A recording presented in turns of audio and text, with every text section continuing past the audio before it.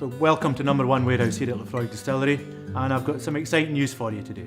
10 years ago, if you remember, we had our last major global launch in quarter cask Laphroaig. To create quarter cask Laphroaig, we used the traditions of the past, back in the day 150 years ago, when these small barrels were used at the site. Well, the news I've got for you today is we now have a new major global launch, and this is Laphroaig Select. The inspiration for this, again, we take back from time, 70 to 80 years ago, and the last family owner of the distillery, and probably one of the biggest influences in the distillery's history, Ian Hunter.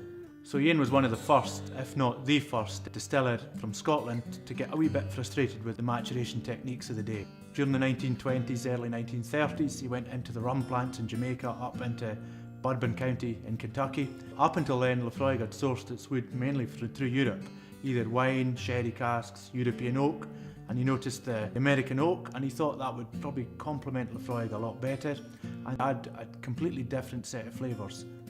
So by the late 1940s, early 1950s, you start to see a new Laphroaig emerge, the one with a mix between the American oak and the European oak and the sherry casks.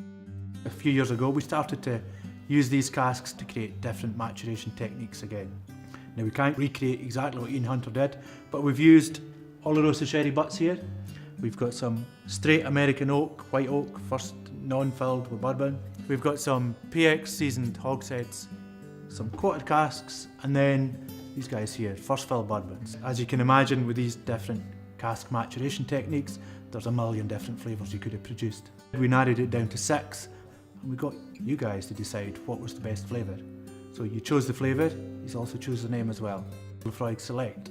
We've got the winning recipe, and we've got the winning name to thank you for. So let's go and taste it. So we're here in my office, which is in the main office block, which has been in the distillery for 170, 180 years. And I've got Ian Hunter looking over me in here every day, so he's making sure I'm doing a good job too.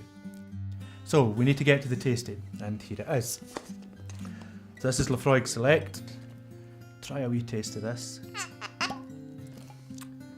It's a good noise, that one.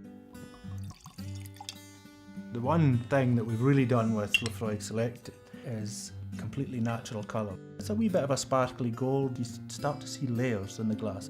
Different layers, different complexities, different oils all mixing together.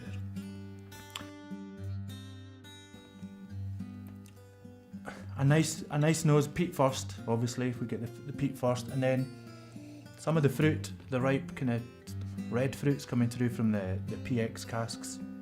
Nice and kind of thick, rich flavours coming through from them. Because it's the straight American oak, there's a bit of dryness coming through there, a bit of really white pepper, spicy flavours coming through. And then it's a very, very long and lingering florally finish on this one for me. Maybe marzipan, it even goes, I get limes at the end of this one.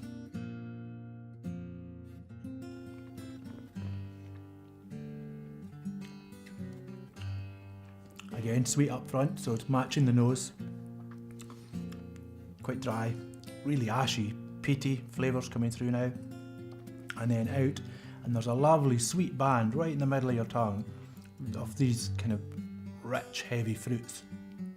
And all this ashy dryness going about, really lingering, still evolving, changing.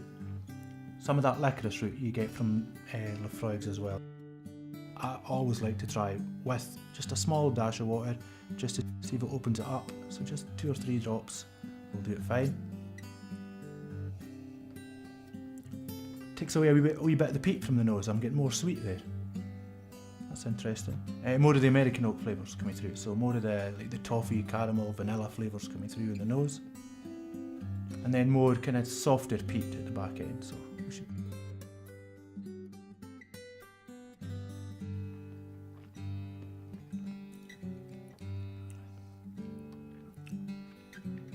Wow, changes a lot in the mouth. It's bigger in the mouth for a start. More body, more mouthfeel with a couple of drops of water in it. It's really big and dry, which I find nice. It's really long and lingering, and as you'd expect from a Laphroaig, depth of flavour. So this is true to the DNA. It's probably a little bit sweeter than a normal Laphroaig, and I think people who like Laphroaigs will absolutely love this one. There's a phrase that we use in Scotland, and when you're talking about something and it's really good, you say it's all the road. So I think this Laphroaig Select will be all the road, and here's to your good health. Slàinte.